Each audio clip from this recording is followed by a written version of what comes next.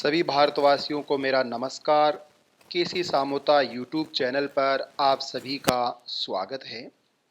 मेरे YouTube channel में एक नई श्रृंखला मैं शुरू करने जा रहा हूं और इस नई श्रृंखला का नाम होगा किताब घर का पिटारा। साथियों, किताब घर का पिटारा में हर बार हर व्याख्यान में एक नई पुस्तक होगी और उस पुस्तक का संक्षिप्त विवेचन किया जाएगा जो गहन, सारगर्भित और गागर में सागर भरने वाला होगा। भारतीय बहुजनों का जो नारा है वह है रीड राइट एंड फाइट, पढ़ो लिखो और संघर्ष करो। पढ़ो लिखो और संघर्ष करो की इसी कड़ी में मैं आपके लिए बहुत सी किताबें जो महत्वपूर्ण हैं उनके बारे में पढ़ूंगा, उनके बारे में लिखूंगा और आप सबके साथ मिलकर संघर्ष की एक नई रणनीति और भूमिका तैयार करूंगा। तो आइए, इस किताब घर का पिटारा में पहली किताब है महात्मा ज्योतिबा फुले के द्वारा लिखी गई गुलामगिरी। यह पुस्तक ज्योतिराव फुले ने 1873 में लिखी। ब्रिटिश एम्पायर के दौरान लिखी गई ये पुस्तक अब तक की भारत की पहली मौलिक और संवाद शैली या डायलॉग मेथड अथवा प्रश्नोत्तर शैली में लिखी गई पहली भारतीय पुस्तक है। ब्राह्मणवादी धर्म की छत्र छाया में गुलामगिरी इस टाइटल के रूप में इसको लिखा गया है। साथियों, इस पुस्तक को भारतीय सामाजिक, धार्मिक और सांस्कृतिक गुलामी की मुक्ति का मार्ग या आज़ादी का घोषणा पत्र कहा जाता है। जैसा कार्ल मार्क्स ने दुनिया के मजदूरों की गुलामी की मुक्ति के लिए कम्युनिस्ट मैनिफेस्टो, साम्यवादी घोषणा पत्र लिखा, ऐसे ही भारत में शूद्र और अतिशूद्र वर्ग की गुलामी से मुक्ति के लिए ज्योतिबा फुले ने गुलामगिरी लिखी। साथियों, गुलामगिरी जो मूल रूप से मराठी भाषा में लिखी गई थी, जिसका अनुवाद डॉक्टर विमल कीर्ति के द्वारा किया गया है और हिंदी भाषा क्षेत्र में ये सबसे प्रसिद्ध पुस्तकों में से एक है। इसे गुलामी से मुक्ति का पहला दस्तावेज कहा जाता है। आखिरकार किस गुलामी की बात कही है ज्योतिबा फुले ने? भारत में सामाजिक, सांस्कृतिक और धार्मिक गुलामी से आज़ादी का घोषणा पत्र इसे कहा जाता है। तीनों ही क्षेत्रों में जो गुलामी शूद्र और अतिशूद्र वर्ण के लिए है, उससे मुक्ति केवल इस किताब के माध्यम से ही मिल सकती है। यह पुस्तक न केवल शूद्रों को गुलामी से मुक्ति दिलाती है, अपितु एक मानववादी, समाजवादी, समतावादी, सामाजिक न्याय का दृष्टिकोण, लोकतंत्रवादी और धर्मनिरपेक्षवादी दृष्टिकोण को स्थापित करती है। इस पुस्तक में भारत जैसे सनातन देश में गुलामी के स्वरूप का शताब्दियों पूर्व का चित्रण किया गया है। भारतीय इस गुलामी से मुक्ति कैसे प्राप्त करें, इस मुक्ति बोध का नाम ही गुलामगिरी है। साथियों, गुलामगिरी पुस्तक प्रश्नोत्तर शैली में लिखी गई है और यह पुस्तक दुनिया की सर्वश्रेष्ठ पुस्तकों में से एक है। इस पुस्तक में 16 परिच्छेद हैं और इन परिच्छेदों को संवाद के माध्यम से लिखा गया, जिसके दो पात्र हैं, ढोंडीराव और ज्योतिराव। कुल 16 परिच्छेदों में पुस्तक विभाजित है और इस पुस्तक की प्रस्तावना को पढ़ने से हमें मालूम होगा कि आखिरकार इस पुस्तक में सामाजिक, धार्मिक और सांस्कृतिक गुलामी से आज़ादी दिलाने की क्या काबिलियत है। तो आइए प्रस्तावना के कुछ अंश हम यहाँ पढ़ते हैं। साथियों, शताब्दियों से लेकर अब तक जब से इस देश में ब्राह्मणों की सत्ता कायम हुई है, तब से शूद्र और अतिशूद्र इनके जुल्म और शोषण से उत्पीड़ित होकर विविध प्रकार की यातनाओं एवं कठिनाइयों में अपने जीवन के दिन गुजार रहे हैं। इस ग्रंथ को लिखने का मूल उद्देश्य इस तरफ इन लोगों का ध्यान खींचना और यह है कि वे शूद्र आदि अपनी इस दुर्दशा या दुर्भाग्यपूर्ण स्थिति के बारे में गंभीरता से चिंतन करें और वे भट्ट या ब्राह्मणों की तानाशाही व्यवस्था से अपने आप को कैसे मुक्त या आज़ाद कर सकते हैं, इसके लिए उन्हें तैयार करना है। ये गुलामगिरी की प्रस्तावना है जो ज्योतिबा फुले ने लिखी है, जिसको पढ़ने भर से शूद्र और अतिशूद्रों का खून खोल उठता है, उसमें गर्मी और उबाल आ जाता है। साथियों, महात्मा ज्योतिबा फुले के द्वारा लिखित ये पुस्तक ब्राह्मण पुरोहितों को ईरान से भारत आगमन और मूलवासियों पर आधिपत्य जमाने और उन्हें दस्यु या गुलाम बनाने का जिक्र करती है। वर्षों बाद मूलवासियों की विस्मृति के साथ साथ ब्राह्मण पंडों व पुरोहितों द्वारा सबूत मिटाने और दावपेच और उनकी जालसाजी के झूठे ग्रंथों का विवेचन करती है। यह ग्रंथों को ईश्वर प्रदत्त बताकर शुद्र अति शूद्रों को धर्म के नाम पर अपने स्वार्थ के लिए मानसिक गुलामी बनाने की व्यवस्था का खंडन करती है। ज्ञान परंपरा से दूर रखकर धार्मिक उपदेशों के माध्यम से गुलामों के दिलों और दिमाग में ब्राह्मणों के प्रति ईश्वरीय भावना वाली पूज्य बुद्धि उत्पन्न की गई। साथियों, आज़ादी क्यों चाहिए? फुले कहते हैं हर मनुष्य को आज़ाद होना चाहिए, ये उसका बुनियादी अधिकार है। इससे मन के भावों और विचारों को प्रकट करने का अवसर मिलता है, अन्यथा नहीं मिलता है। यह मानवीय समानता है जिसे आज़ादी कहा जाता है। इसकी प्रस्तावना में और लिखा गया है, दक्षिण अमेरिका व अफ्रीका में अमानवीय गुलामी प्रथा के बड़े कुख्यात केंद्र रहे हैं। वहां से गुलामी विदाई ले रही है। गुलामों पर किए गए जुल्मों की दास्तां सुनकर तो पत्थर दिल भी पिघल जाए, यातनाओं को लिखे तो भाषा व साहित्य की शोक रस के शब्द भी कम पड़ जाएं। उनकी व भारतीय जन की गुलामी में ज्यादा अंतर नहीं है। साथियों, तस्वीरों के माध्यम से भी आप समझते रहना कि ज्योतिबा फुले ने अपनी पुस्तक गुलामगिरी में गुलामी से मुक्ति कैसे बताई है। भारतीय इतिहास के बहुत बड़े, बहुत दर्दनाक एवं बहुत ही महत्वपूर्ण हिस्से को नज़रअंदाज किया गया, अन्यथा कवि को कल्पना करने की आवश्यकता ही नहीं पड़ती। ऐसा तो सच में ही था। आज शूद्र, अति शूद्र आदि के दिल व दिमाग पीड़ित होते होंगे, इसमें कोई आश्चर्य नहीं, क्योंकि हम जिस वंशज में पैदा हुए हैं, जिनसे हमारा खून का रिश्ता है, उनकी पीड़ा से हमारा पीड़ित होना स्वाभाविक है। साथियों, ब्राह्मण परशुराम के द्वारा मूल निवासी क्षेत्रियों के साथ जघन्य अपराध और क्रूरता पूर्वक व्यवहार किया गया, इनकी कहानी भी इन धर्म ग्रंथों में लिखित है। अंग्रेजों के होने से कुछ हद तक गुलामी से मुक्ति मिली, परंतु मानसिक गुलामी से नहीं। शूद्र अतिशूद्र वर्ण की इतनी बड़ी संख्या को गुलाम कैसे बनाया गया? ज्योतिबा फुले पुस्तक की प्रस्तावना में लिखते हैं, एक चतुर आदमी 10 अज्ञानी लोगों के दिलों व दिमाग पर राज कर सकता है, और यदि वे 10 लोग भिन्न भिन्न मतांतर के हो तो फिर कहना ही क्या है। ग्रंथों में लिखकर जन्म, वर्ण व जन्म जाति के रूप में गुलामों को टुकड़े टुकड़ों में बांटकर टुकड़े टुकड़े के लिए मोहताज कर दिया गया। इतना ही नहीं, इनके बीच आपस में नफरत और जहर की दीवार भी खींच दी गई। दो की लड़ाई में तीसरे की कमाई बन गई। साथियों, इसमें कुछ त्रुटि हो सकती है, जिनको मैं वाचन कर रहा हूँ उसी माध्यम से पढ़ें, क्योंकि कृतिदेव फॉन्ट की वजह से कुछ शब्द साफ आपको दिखाई नहीं देंगे या अशुद्ध रूप में दिखाई देंगे। गुलामी से आज़ादी कैसे मिले?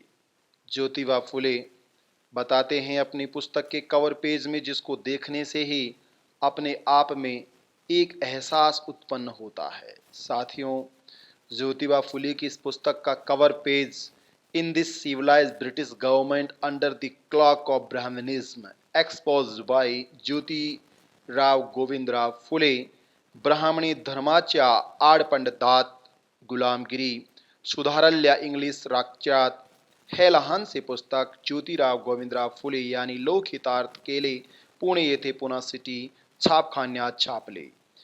यह है उसी पहला जो 1873 में प्रकाशित हुई थी, उसी मराठी संस्करण का मुख पृष्ठ है।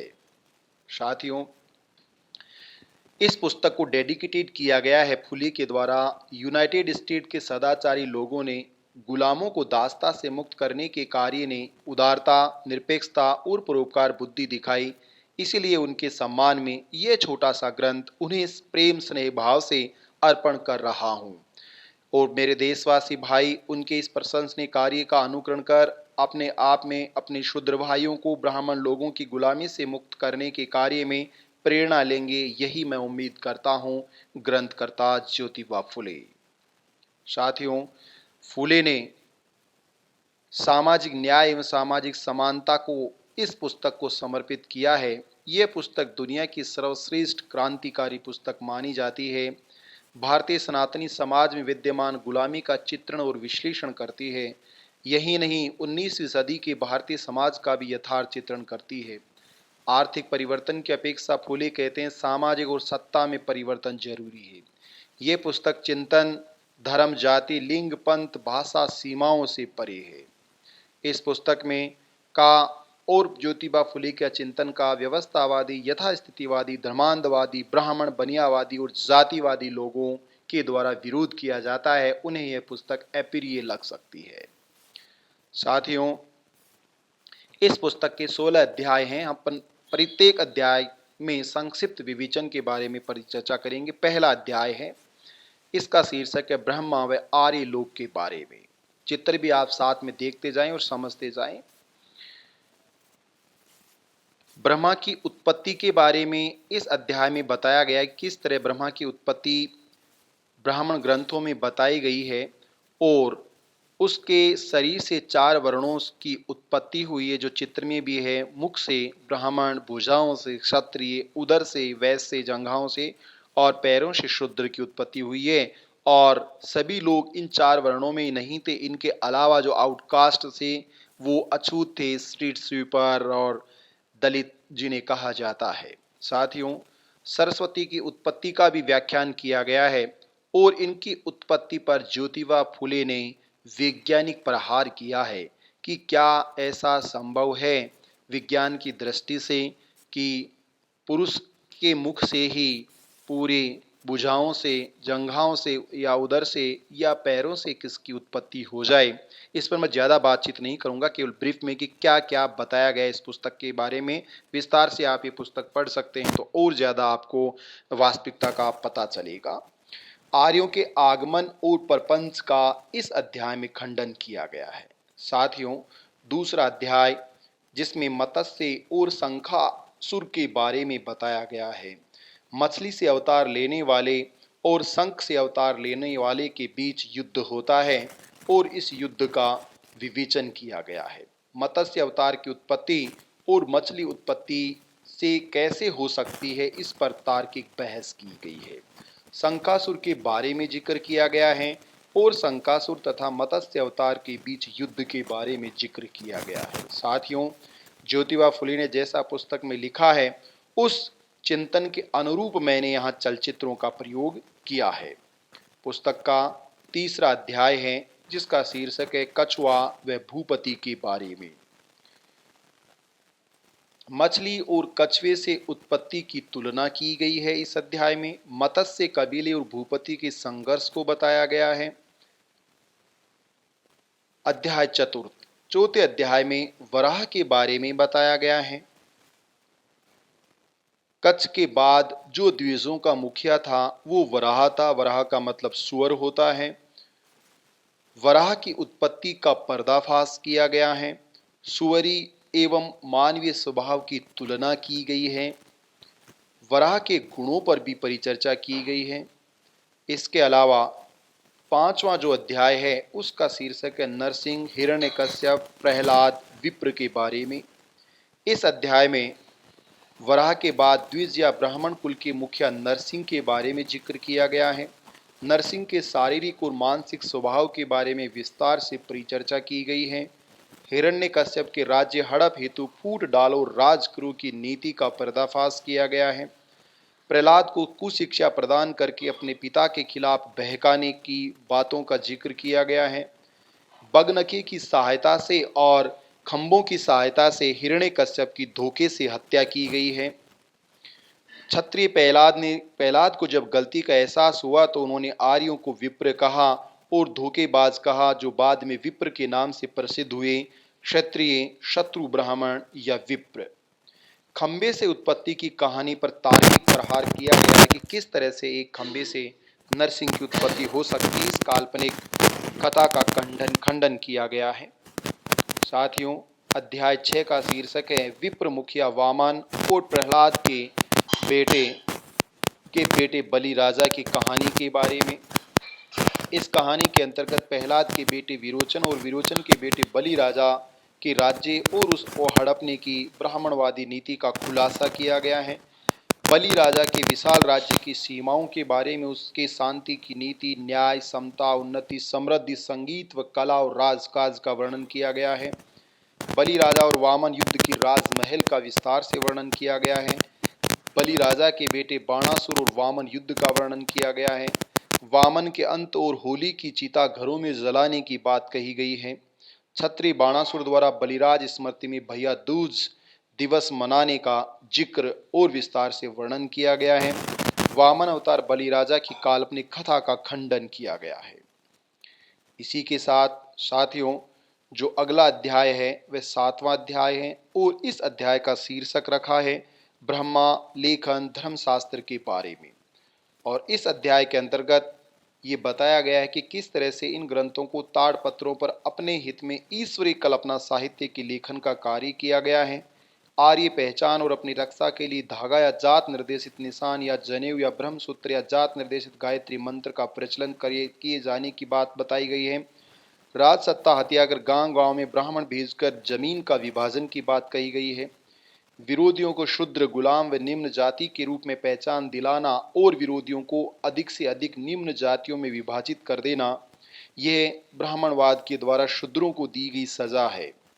धर्म कांड साहित्य के मायाजाल को फैलाया गया। अंग्रेज राज में फालतू और मिथ्या इतिहास की बातों का जबरदस्त प्रचार प्रसार किया गया। 8वें अध्याय का शीर्षक है परशुराम के बारे में। साथियों, इस अध्याय में बताया गया है कि परशुराम और उसका स्वभाव कैसा था, उसने अपनी मां रेणुका की हत्या कैसे की। क्षत्रिय और परशुराम के बीच 21 युद्ध जो इन धार्मिक साहित्यों में लिखे गए हैं उनके बारे में लिखा गया है। राम नामक क्षत्रिय राजा द्वारा परशुराम का धनुष तोड़ने और जंगल में परशुराम को हराने तथा उसके बाद परशुराम के द्वारा आत्महत्या कर लेने का जिक्र किया गया है। साथियों, पुस्तक का 9वां अध्याय जिसका शीर्षक है ब्रह्म विद्या, वेद मंत्र, ब्रह्म घोटाले के बारे में। इस अध्याय के अंतर्गत बताया गया है कि किस तरह से ब्राह्मणों द्वारा अपनी झूठी विद्या का प्रपंच शूद्रों के मत्थे मढ़ा गया है। भृगु ऋषि और विष्णु की छाती पर लात मारी गई और उसके बाद विष्णु ने भृगु ऋषि के हाथ को सहलाया कि उसको कहीं चोट तो नहीं लग गई है। इस स्वार्थपूर्ण घटना का जिक्र किया गया है। राम और रावण, कृष्ण और कंस, कौरव और पांडव, क्षेत्रियों के घरों में नारद की भूमिका और उन्हें आपस में लड़ाने का जिक्र किया गया है। ब्रह्म घोटाले व चौथे वेद की रचना और मनु संहिता की मिथ्या स्वरूप का जिक्र किया गया है। पुस्तक का अगला अध्याय 10 है और 10वें अध्याय का शीर्षक है ब्राह्मण धर्म की दुर्दशा, अपभ्रंश, शंकराचार्य का वेदांत के बारे में चिंतन। इस अध्याय के अंतर्गत सांख्य मुनि द्वारा ब्राह्मण धर्म पर किए गए लेप काजल का जिक्र किया गया है। बुद्ध धर्म के बढ़ते हुए प्रभाव की और जनता के द्वारा उसको अपनाने की स्वीकारोक्ति का जिक्र किया गया है। ब्राह्मणवाद के दुर्गुणों में हेराफेरी करने और कुछ बदलाव करके शंकराचार्य मत के द्वारा नए वेदांत के रचने और निर्मित करने का जिक्र किया गया है। शिवलिंग की स्थापना, तुर्कों का आगमन होना और शंकराचार्य के मतानुयायियों के द्वारा बौद्ध विरासतों, बौद्ध साहित्य, बौद्ध स्तूपों और ग्रंथों को तहस नहस करने की घटना का जिक्र किया गया है। अनेक ज्ञानियों के द्वारा, जिनमें ज्ञानेश्वर और रामदास जैसे संत और ब्राह्मण ज्ञानी थे, वो ब्राह्मणवाद के नंगे नाच के सामने कैसे बिक गए, इसका जिक्र किया गया है। मुगल काल के दौर में जो मुगल मौलवियों का आतंक था उसके बारे में और उसके बाद आई अंग्रेजी हुकूमत के बारे में जिक्र किया गया है। ब्रिटिश शासन में ब्राह्मणवाद ने किस तरह से अपना दोहरा पेतरा बदला। एक तरफ फिरंगी हुकूमत के साथ मिलकर शूद्रों और अति शूद्रों के शोषण को बढ़ाया और उसकी पीड़ा को बढ़ाया, जुल्म और ज्यादतियों को बढ़ाया। दूसरा, फिरंगी हुकूमत के खिलाफ शूद्र और अति शूद्रों को भड़काया ताकि फिरंगी हुकूमत उनके हित में कार्य न कर सके। दो तरह से यहाँ दूधारी तलवार का काम किया गया। पुस्तक का अगला अध्याय 11 है और 11वें अध्याय का शीर्षक है पुराण, प्रार्थना, जप, अनुष्ठान, दक्षिणा, विद्रोह इत्यादि के बारे में जिक्र किया गया है। इस अध्याय में उल्लेख किया गया है कि शूद्रों के दिलो दिमाग में नकली धर्म का प्रभाव कैसे डाला गया और अंग्रेजों के प्रति नफरत देश अभिमान के नाम पर कैसे पैदा की गई। इतना ही नहीं, जो शूद्रों अति शूद्रों को अछूत मानते थे, अब सार्वजनिक मंदिरों विशेषतः हनुमान मंदिरों में रात रात भर बैठकर धार्मिकता का प्रदर्शन किया गया। भागवत ग्रंथों की झूठी कथाएं अनपढ़ शूद्र और अति शूद्रों को सुनाई गई, बताई गई। देश में अराजकता फैलाने में अंदर या बाहर से आज तक आर्य आए, उससे लेकर वर्तमान समय तक ब्राह्मण पंडित पुरोहित के नाम अवश्य आए हैं। 1857 की क्रांति हो या अन्य कोई विद्रोह, उस विद्रोह के पीछे इनकी कास्तगानी हमेशा रही है। अंग्रेजों ने बिना जांच पड़ताल के सब पर टैक्स लगा दिए और उनके संग्रहण की जिम्मेदारी भी इन कुलकर्णियों को दे दी, जिसकी वजह से पीड़ा, ज्यादती और जुल्म और गहरा गया। मुस्लिम राजाओं ने जैसे मौलानाओं को गांव गांव भेजकर पशु पक्षियों को काट लाने की जिम्मेदारी दी, उससे भी बुरी जिम्मेदारी, बुरी नीति इन कलम कसाईयों को दी गई और इन्होंने कलम की नोक पर शूद्रों की गर्दन काटने में कोई कसर नहीं छोड़ी, जो मुसलमानों की शारीरिक गुलामी से 100 गुना खतरनाक था, है और है। ब्राह्मणों पर सरकारी सरस्वती की कृपा बरसी और इसी के साथ लक्ष्मी की खूब कृपा बरसी, क्योंकि सभी सरकारी दफ्तरों में केवल और केवल अधिसंख्य ब्राह्मणों का राज था। साथियों, गुलामगिरी का 12वां अध्याय है, जिसका नाम है इनामदार ब्राह्मण कुलकर्णी, यूरोपियन उपनिवेश और शिक्षा के बारे में। साथियों, इस 12वें अध्याय में बताया गया है कि किस तरह ब्रिटिश सरकार के दौर में अधिकांश सरकारी और गैर सरकारी सभी का मुखिया ब्राह्मण था। ब्राह्मणवाद की छत्र छाया में शूद्रों पर जुल्म और ज्यादती दोहरी हो गई, एक ब्राह्मणों की तरफ से और दूसरी अंग्रेजों की तरफ से। महत्वपूर्ण कामों को एक ही जाति के हाथ में दे देने से ये शोषण और ज्यादा बढ़ गया। अंग्रेजी शिक्षा विभाग की गोरे चेहरे पर ब्राह्मणों के द्वारा शूद्रों को शिक्षा न देकर काले रंग की कालिक पोतने का काम किया गया।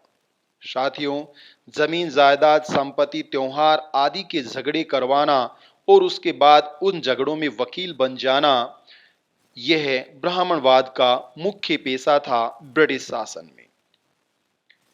अनपढ़ शूद्र किसानों की जमीन हड़पने में कलम कसाईयों ने कोई कसर नहीं छोड़ी और रात दिन मेहनत करने वाले, शारीरिक मेहनत करने वाले शूद्र अति शूद्रों की जमीनें हड़प ली, क्योंकि कागज और कलम उनके हाथ में था। उन्होंने क्या लिखा और अंग्रेजों को क्या लिख कर दिया, इसके बारे में शूद्र और अति शूद्रों को कदापि मालूम न होता था।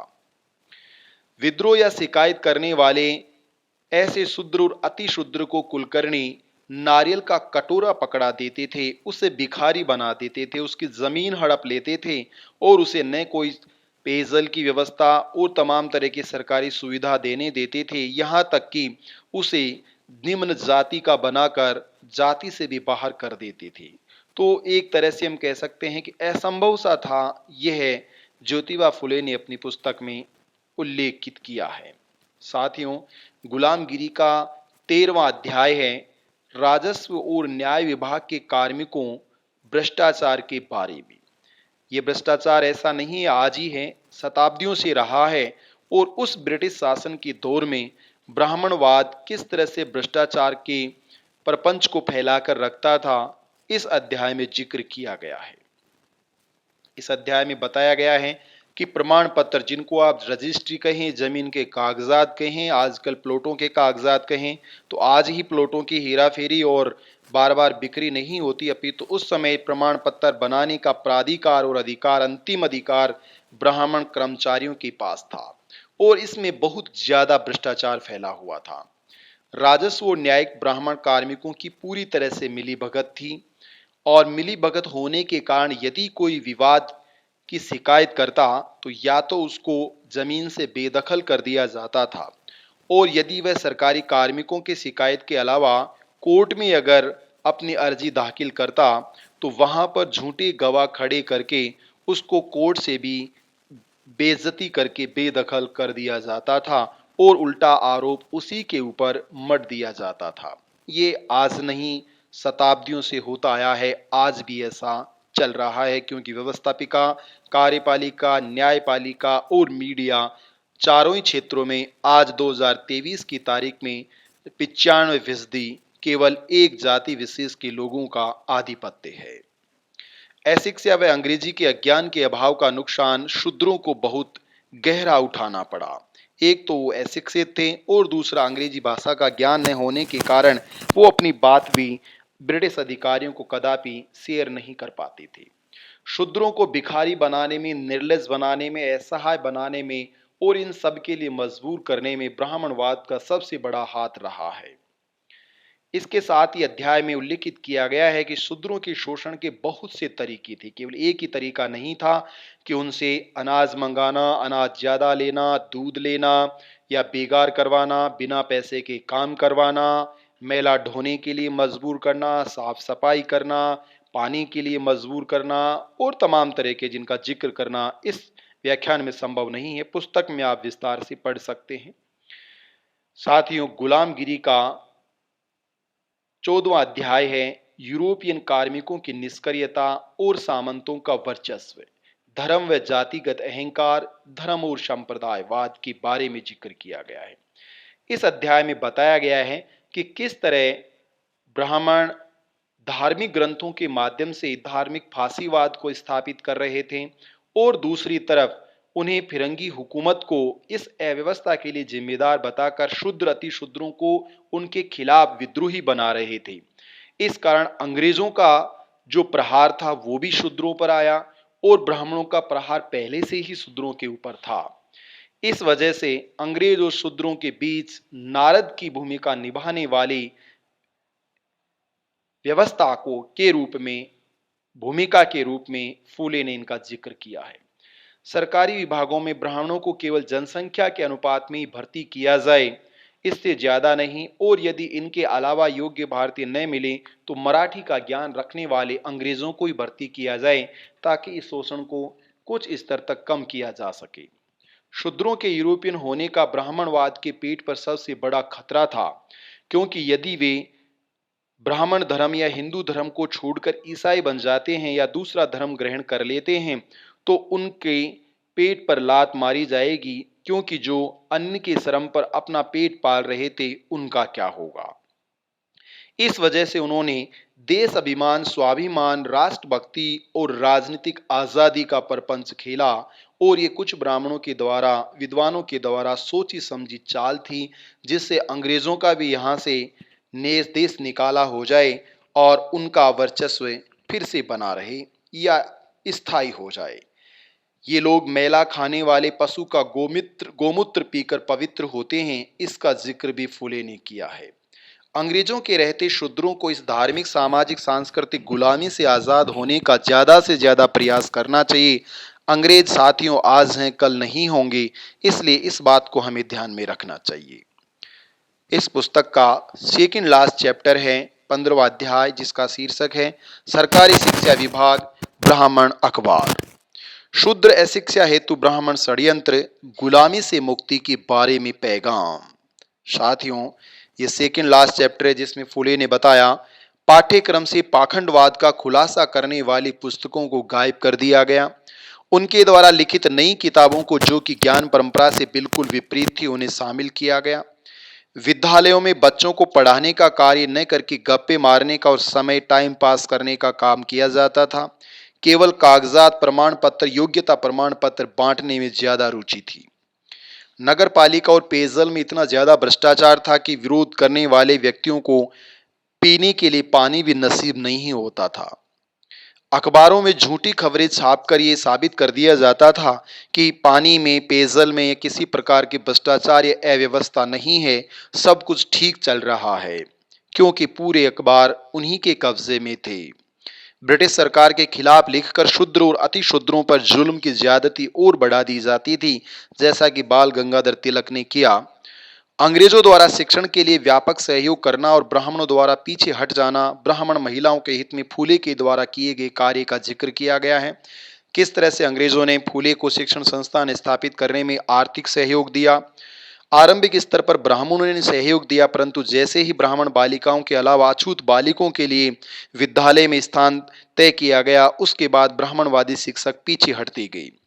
विधवा ब्राह्मण महिलाएं, जिनके लिए अनेक प्रकार की प्रथाएं थी, जिनके बारे में अलग से व्याख्यान है मेरा, उन ब्राह्मण महिलाओं के हित में जो कार्य किया गया उसका जिक्र भी इस अध्याय में किया गया है। शूद्रों के लिए शिक्षा का क्या महत्व है, इस पर विस्तार से परिचर्चा की गई है कि शूद्र अगर शिक्षित होगा तो वह अपने इतिहास का सच जानेगा। इतिहास का सच जानेगा तो अपने पूर्वजों पर किए गए जुल्म और ज्यादतियों के बारे में जानेगा।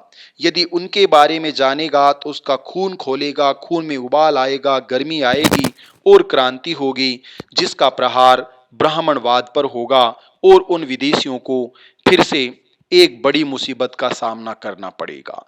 इसलिए शिक्षा को उन्होंने कभी महत्व नहीं दिया, उल्टा धार्मिक शिक्षा, ग्रंथों की शिक्षा, कथाओं की शिक्षा पर ज्यादा महत्व दिया, ताकि मानसिक रूप से उनको गुलाम बनाकर रखा जाए और वो उन ग्रंथों की सच्चाई तक कभी पहुंच नहीं पाए। इस गुलामी से मुक्ति का मार्ग जो है वह शिक्षा है।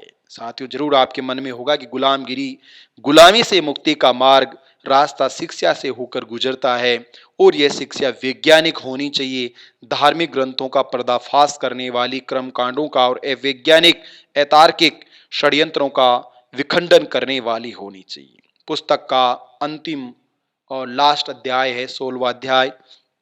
इसका शीर्षक है ब्रह्म राक्षसों से उत्पीड़न के क्षय के बारे में। और इस अध्याय में लिखा गया है, धर्म के नाम पर शूद्रों का जो शोषण किया गया वह अमेरिका और अफ्रीका के काले गुलामों से कई हजार गुना ज्यादा शोषण था।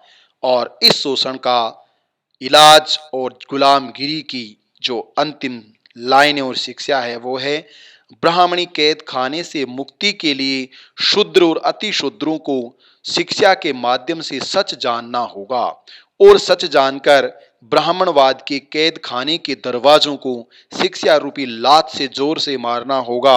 और ऐसा करते ही आप आजाद होंगे। किससे? सामाजिक, धार्मिक, सांस्कृतिक, ब्राह्मणवादी गुलामी से। तो ये था साथियों, शिक्षा का महत्व और गुलामगिरी के द्वारा गुलामी से कैसे आज़ादी मिले। आप सभी का बहुत बहुत धन्यवाद। बहुजन हिताय, बहुजन सुखाय। जय ज्योतिबा फुले। किताबघर का पिटारा इस पहली पुस्तक के साथ पूरा होता है और दूसरी पुस्तक जल्द ही हम आपके सामने लेकर आएंगे, जो ऐसी ही एक महत्वपूर्ण पुस्तक है। आप सभी का बहुत बहुत धन्यवाद।